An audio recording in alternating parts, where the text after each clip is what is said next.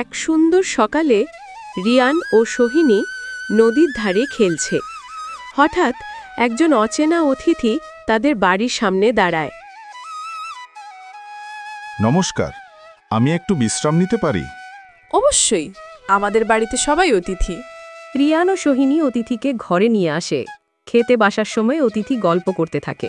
এই গ্রামে রাতে মাঝে মাঝে অদ্ভুত আলো দেখা যায়, কেউ জানে না কোথা থেকে আসে। রিয়ান ও সোহিনী কৌতূহলবশত সিদ্ধান্ত নেয় রাতে সেই আলোটা দেখতে যাওয়ার। রাতে তারা ছোট বাতি জ্বলতে দেখে, সেটা দেখে তারা হাসি পায়। আলো আসলে জোনাকি, একটি পুরনো লণ্ঠনের আলো, যা তাদের দাদার বাড়ির পাশে অনেক বছর ধরে জ্বলছে। হ্যাঁ, আমরা ভয় পেয়েছিলাম, কিন্তু এটি শুধু লণ্ঠনের আলো। হ্যাঁ, কিন্তু আমরা সাহস দেখিয়েছি এবং সত্যটা জানলাম। পরদিন অতিথি বিদায় নেয় এবং বলে, তোমরা সত্যিই সাহসী।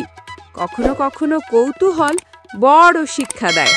গল্পের শেষে রিয়ান ও সোহিনী শেখে যে অজানা জিনিসের প্রতি কৌতূহল ভালো, তবে সতর্কতার সঙ্গে।